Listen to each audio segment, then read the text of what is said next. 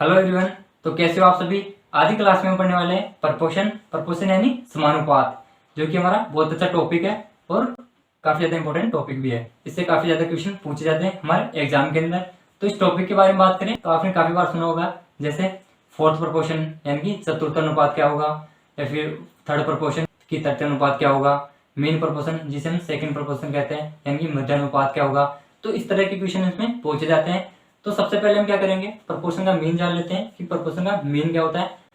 तो जैसे कि कहीं पर इस प्रकार दिया हुआ है 2:4 प्रपोर्शन 3:6 और दिया गया है कि ये चारों नंबर एक प्रपोर्शन के अंदर है। किसके अंदर है? प्रपोर्शन के अंदर है। तो प्रपोर्शन का मतलब क्या होता है, जो ये जो दो नंबर है 2/4 और जो अगले जो दो नंबर है 3/6 है, इन दोनों नंबरों का रेशियो इक्वल्स टू होना चाहिए। क्या होना चाहिए? Equals to according to proportion. यानी कि जो प्रोपोर्शन का साइन है ये हमें ये बताता है कि अगर ये चारों नंबर प्रोपोर्शन में है तो शुरुआत वाले दो नंबरों का रेशियो और जो नेक्स्ट दो नंबर है उनका रेशियो इक्वल्स टू होना चाहिए। तो करके देख लेते हैं। 2/4 यानी 1/2 और 3/6 यानी 1/2। तो इनको देखें तो ये इक्वल्स टू हो रहे हैं, यानी कि हमारी कंडीशन सेटिस्फाई है।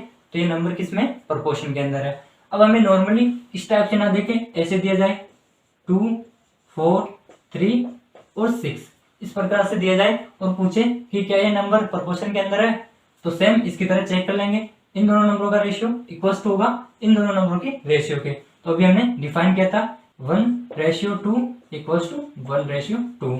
तो ये नंबर क्या है? एक प्रोपोर्शन के अंदर है। लेकिन हमें एग्जाम के अंदर ऐसे नॉर्मल क्वेश्चन नहीं पूछे जाएंगे, लेकिन हमें प्रोपोर्शन का मीन पता होना चाहिए कि प्रोपोर्शन का मीन क्या है, क्योंकि जैसे इस प्रकार से लिखा हुआ गया तो हम उसको डिफाइन कर सकते हैं कि इन दोनों नंबरों का रेशियो इक्वल्स टू होगा इन दोनों नंबरों की रेशियो के। अब हम चलते हैं कि एग्जाम में हमें क्वेश्चन किस टाइप से पूछा जाएगा। तो एग्जाम में हमें 3 टाइप से क्वेश्चन पूछ सकता है। कितने टाइप से? 3 टाइप से। और श्योर है कि उन 3 टाइप के अलावा किसी भी और अन्य टाइप से क्वेश्चन नहीं पूछा जाएगा। तो हम देखते हैं कि 3 टाइप कौन से रहने वाले हैं। जैसे हमें एग्जाम के अंदर क्वेश्चन में 3 वैल्यू दी जाए 3, 4 और 6, इस प्रकार से हमें एग्जाम में क्वेश्चन के अंदर 3 वैल्यू दी गई है। जब भी हमें एग्जाम में क्वेश्चन में 3 वैल्यू दी जाएगी तो वो हमें फोर्थ प्रपोर्शन पूछ रहा होगा या फिर फर्स्ट प्रपोर्शन पूछ रहा होगा। और सेकंड कंडीशन की ओर चले तो सेकंड कंडीशन में हमें एग्जाम के अंदर 2 वैल्यू दी जाए, जैसे 2 और 4 इस प्रकार से 2 वैल्यू दी गई है, तो हमें क्या क्या पूछ सकता है? तो वो हमें थर्ड प्रपोर्शन पूछ रहा होगा या फिर मेन प्रपोर्शन जिसे हम क्या कहते हैं? मध्यानुपात, या फिर सेकंड प्रपोर्शन। इससे हमें यह पता चल रहा है कि जब भी हमें क्वेश्चन में 2 वैल्यू दी जाएगी तो हमें डायरेक्टली या तो वो थर्ड प्रपोर्शन पूछेगा जिसे हम तृतीय अनुपात कहते हैं, या फिर वो हमें मेन प्रपोर्शन या मध्यानुपात पूछेगा। और जब भी हमें वो क्वेश्चन में 3 वैल्यू दिया होगा तो हमें क्या पूछ सकता है? या तो फोर्थ प्रपोर्शन जिसे हम चतुर्थ अनुपात कहते हैं, या फिर फर्स्ट प्रपोर्शन जिसे हम प्रथम अनुपात कहते हैं। तो इस तरह से हमें क्वेश्चन देखने को मिलेंगे। अब आपके माइंड में डाउट होगा कि सर इसमें 3 वैल्यू क्यों दी जाती है और इसमें 2 वैल्यू क्यों दी जाती है। तो इस डाउट को क्लियर करने के लिए हम आगे की चीजों को पढ़ते हैं और सीखते हैं कि ऐसा क्यों होता है। अब हम चलते हैं प्रपोर्शन के टाइप कौन कौन से रहने वाले हैं।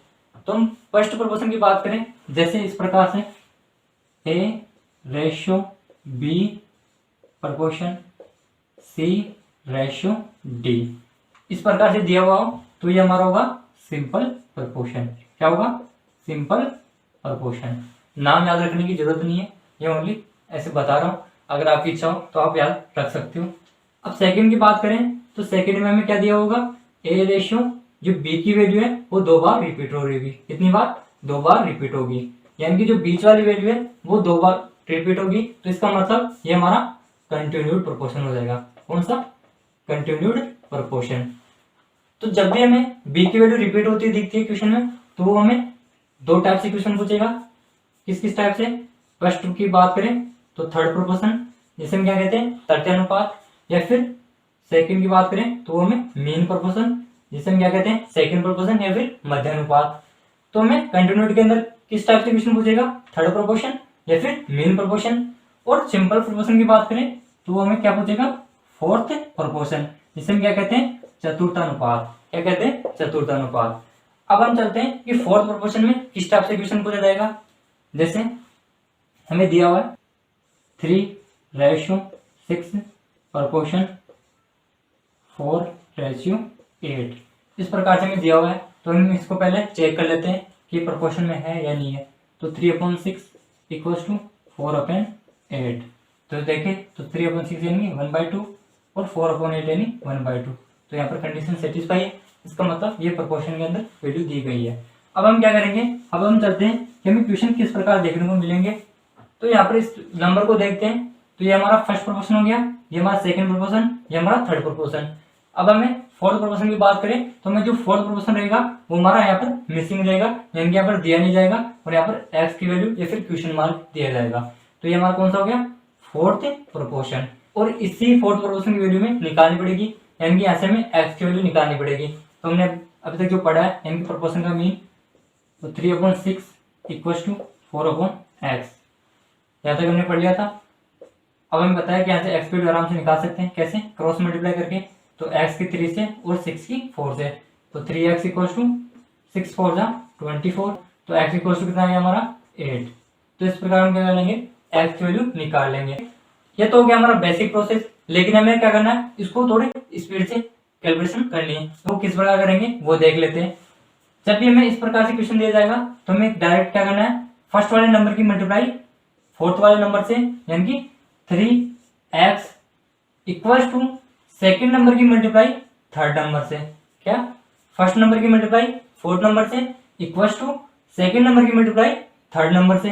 तो 6 × 4, जो भी नंबर कट रहे होंगे उन्हें काट देंगे। तो 3 और 6 को देखें तो 3 6 को 2 टाइम्स क्या करा है, डिवाइड करा है।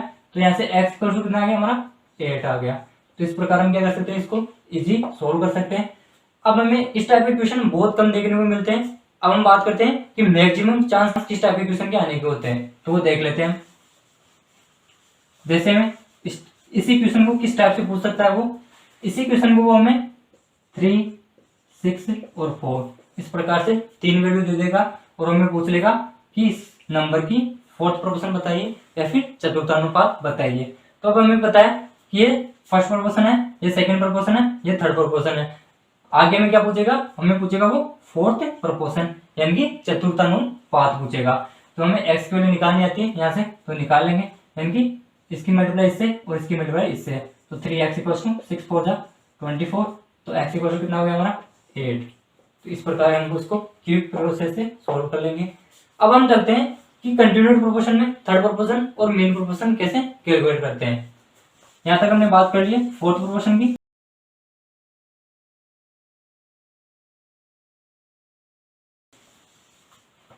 जैसे थर्ड प्रोपोर्शन की बात करें तो हमें किस टाइप से क्वेश्चन पूछा जाएगा।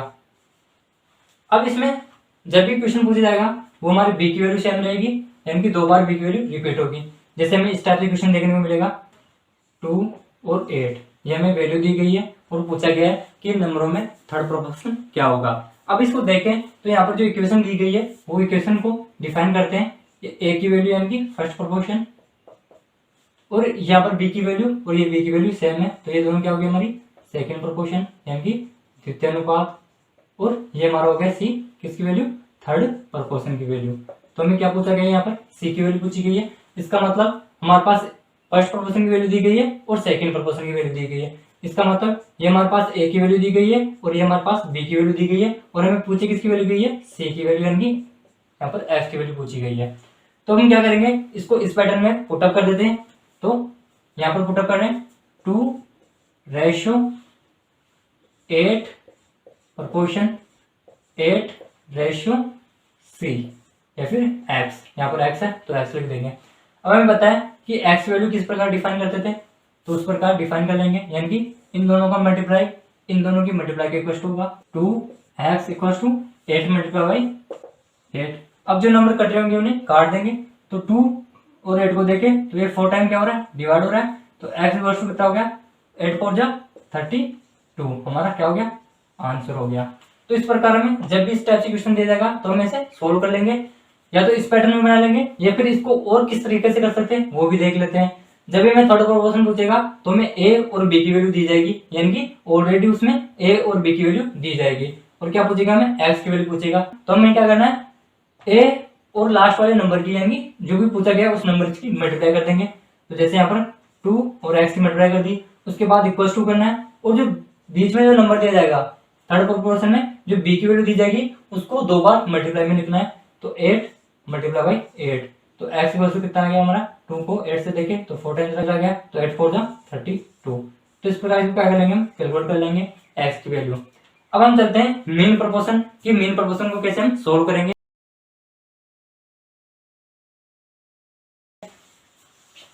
जब भी मीन प्रोपोर्शन की बात होगी तो हमारे पास भी सेम 2 वैल्यू दी जाएगी। जैसे हमें क्या निकालना है, मीन प्रोपोर्शन यानी कि मध्यानुपाती निकालना है। तो हमें क्वेश्चन में 2 वैल्यू दी जाएगी, जैसे हमने 9 और 4 हमें 2 वैल्यू दी गई है और क्वेश्चन में पूछा गया है कि नंबरों का मध्यानुपात क्या होगा। अब हमें पता है कि जब भी मध्यानुपात पूछा जाएगा यानी कि हमें ए का मतलब फर्स्ट प्रोपोर्शन की वैल्यू दी गई है और सी यानी कि थर्ड प्रोपोर्शन की वैल्यू दी गई है और हमें बीच वाले नंबर की वैल्यू यानी कि बी की वैल्यू पूछी गई है, जिसे हम क्या कहते हैं मध्यानुपात या फिर मीन प्रोपोर्शन। अब इस टाइप से क्वेश्चन हमें बन चुका है। अब हमें इसको इससे कंपेयर करना है, यानी कि ए की वैल्यू में पुटअप कर देंगे, बी की वैल्यू बी की जगह पुटअप कर देंगे और सी की वैल्यू सी की जगह पुटअप कर देंगे। तो ए क्वेश्चन यानी 9 ratio b proportion b ratio c मतलब 4। हमें पता है कि जो बेसिक है या तो उससे सोल्व कर लेंगे या फिर ट्रिक के थ्रू। तो ट्रिक क्या थी, फर्स्ट नंबर की मल्टीप्लाई 4 से और सेकंड नंबर की मल्टीप्लाई 3 से। तो 9 4 था 36 इक्वल्स टू बी स्क्वायर। यहाँ से बी की वैल्यू कितनी आ गई, रूट ऑफ 36 और बी इक्वल्स टू कितना होगा हमारा 6। तो इस प्रकार हम क्या कर लेंगे, बी की वैल्यू कैलकुलेट कर लेंगे। अब हम चलते हैं कि इसका और इजी फॉर्मूला कौन सा हो सकता है, उससे हम कैसे क्यों इसको सोल्व करेंगे फॉर्मूले के थ्रू। तो अब हम फॉर्मूला डिराइव करते हैं इस इक्वेशन से, यानी कि इसको यहाँ पर लिख लेते हैं a ratio b proportion b ratio c. इसको हमने यहाँ पर लिख लिया है। अब यहाँ पर मीन प्रोपोर्शन की बात करें, किसकी, मीन प्रोपोर्शन की। तो मीन प्रोपोर्शन का कौन सा फॉर्मूला लगेगा वो देख लेते हैं। पहले हम बात करेंगे मीन प्रोपोर्शन की यानी कि मध्यानुपात की। जैसे हमें दो कोई वैल्यू ले लेते हैं 2 और 8, ये हमने वैल्यू ले लिए और यहाँ पर हमें क्या पूछा गया है, मध्यानुपात यानी कि बी की वैल्यू पूछी गई है। अब इस इक्वेशन को देखते हैं, तो यहाँ पर बी की वैल्यू कैलकुलेट करते हैं। तो इसका मतलब A upon B equals to B upon C, यहाँ तक हमने सीख लिया अच्छी तरह से। अब बी की वैल्यू निकालेंगे यानी कि इनका मल्टीप्लाई और इनका मल्टीप्लाई इक्वल्स टू होगा, तो B square equals to A सी और बी की वैल्यू चाहिए यहाँ से, तो बी इक्वल्स टू हमारा कितना हो गया, रूट ऑफ ए सी। यानी कि जब भी हमें क्वेश्चन में मीन प्रोपोर्शन पूछेगा यानी कि मध्यानुपात पूछेगा तो हमें ए और सी की वैल्यू दी जाएगी और बी की वैल्यू पूछी जाएगी। मतलब जब भी हमें मध्यानुपात पूछा जाता है तो हमें रूट लगाना है और जो भी दो नंबर दिए जाएंगे उनका मल्टीप्लाई करके लिख देना है। तो यहाँ पर हमें दो नंबर 2 और 8 दिए गए, तो 2 मल्टीप्लाई बाय 8, तो रूट ऑफ 2 मल्टीप्लाई 8 यानी कि रूट ऑफ 16 यानी कि 4 हमारा आंसर हो गया।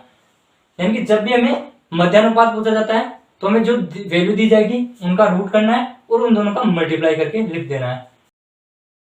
दोनों नंबरों का मल्टीप्लाई और रूट, तो रूट 16 का कितना आंसर हो गया 4। तो इस प्रकार हमारा बी का आंसर हो गया 4। अब हम चलते हैं कि थर्ड प्रोपोर्शन कैसे सोल्व करेंगे।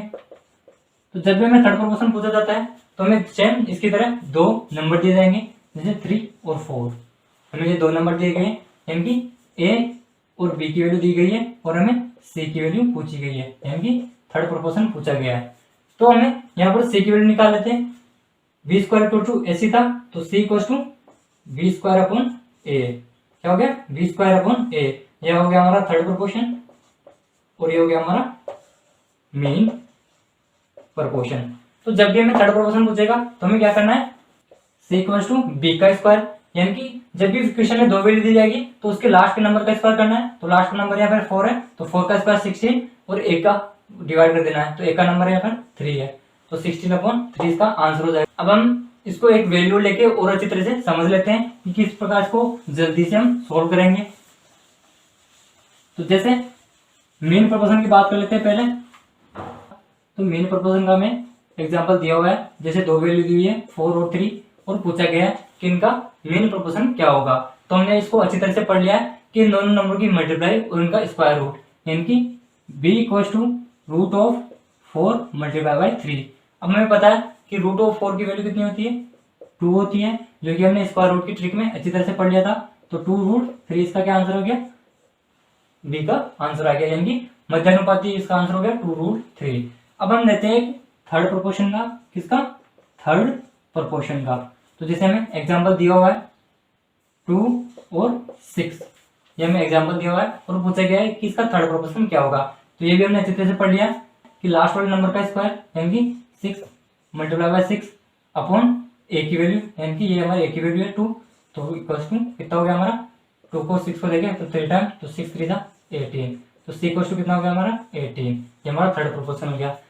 इस प्रकार हम क्या करेंगे, थर्ड प्रोपोर्शन निकाल लेंगे, मेन प्रोपोर्शन निकाल लेंगे और फोर्थ प्रोपोर्शन निकाल लेंगे। अब हम नेक्स्ट पार्ट में करेंगे प्रीवियस ईयर के क्वेश्चन पेपर जो हमारे एग्जाम के अंदर आ रखे हैं। तो धन्यवाद।